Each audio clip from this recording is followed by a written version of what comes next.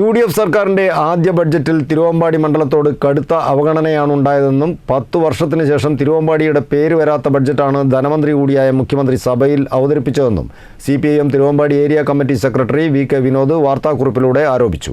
പേരിന് പോലും ബഡ്ജറ്റിൽ ഇടം കിട്ടാത്ത മണ്ഡലമായി തിരുവമ്പാടി മാറിയെന്നും മണ്ഡലത്തിലെ സ്വപ്ന പദ്ധതിയായ തുരങ്കപാതയെ സംബന്ധിച്ചു പോലും പരാമർശമുണ്ടായില്ലെന്നും VK വിനോദ് വാർത്താക്കുറിപ്പിലൂടെ വ്യക്തമാക്കി. UDF സർക്കാരിൻ്റെ ആദ്യ ബജറ്റിൽ തിരുവമ്പാടി മണ്ഡലത്തോട് കടുത്ത അവഗണനയാണ് ഉണ്ടായതെന്നും 10 വർഷത്തിന് ശേഷം തിരുവമ്പാടിയുടെ പേര് വരാത്ത ബഡ്ജറ്റാണ് ധനമന്ത്രി കൂടിയായ മുഖ്യമന്ത്രി സഭയിൽ അവതരിപ്പിച്ചതെന്നും CPIM Thiruvambadi area committee secretary VK Vinod വാർത്താക്കുറിപ്പിലൂടെ ആരോപിച്ചു.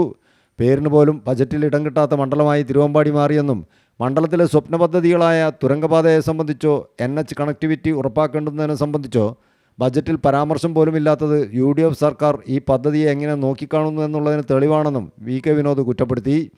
മുൻ LDF സർക്കാർ അവതരിപ്പിച്ച ബജറ്റിൽ തിരുവമ്പാടി മണ്ഡലത്തിന് അനുവദിച്ച തുകയല്ലാതെ ഒരു രൂപ പോലും പുതുതായി അനുവദിക്കാൻ പുതിയ ബജറ്റിലൂടെ UDFന് സാധിച്ചിട്ടില്ലെന്നും മുൻ LDF സർക്കാരിൻ്റെ ബജറ്റിൽ അഗസ്ത്യൻമുഴിയിലും മണാശ്ശേരിയിലും ഉണ്ടാക്കുന്ന ട്രാഫിക് ബ്ലോക്ക് പരിഹരിക്കാൻ അഗസ്ത്യൻമുഴി മണാശ്ശേരി ജംഗ്ഷൻ വികസനം എന്ന പേരിൽ 5 കോടി രൂപയും പുതുപ്പാടി പഞ്ചായത്തിലെ ഈങ്ങാപ്പുഴ മാപ്പിളപ്പറമ്പ് പയോണ റോഡിന് 4 കോടി രൂപയും REC മുത്തേരി റോഡിന് 2.5 കോടി രൂപയും കാരശ്ശേരി പഞ്ചായത്ത് സ്റ്റേഡിയത്തിന് 2 കോടി രൂപയും അനുവദിച്ചിരുന്നുവെന്നും 16 പദ്ധതികൾ ടോക്കണായി ഉൾപ്പെടുത്തുകയും ചെയ്തിരുന്നെങ്കിലും UDF സർക്കാർ ഈ ബജറ്റിൽ കുറച്ച് പദ്ധതികൾ കൂടി ടോക്കണായി ഉൾപ്പെടുത്തിയെന്നല്ലാതെ ഒരു പദ്ധതിക്ക് പോലും തുക അനുവദിച്ചിട്ടില്ലെന്നത് മണ്ഡലത്തോടുള്ള അവഗണനയാണെന്നും VK വിനോദ് വാർത്താക്കുറിപ്പിലൂടെ വ്യക്തമാക്കി.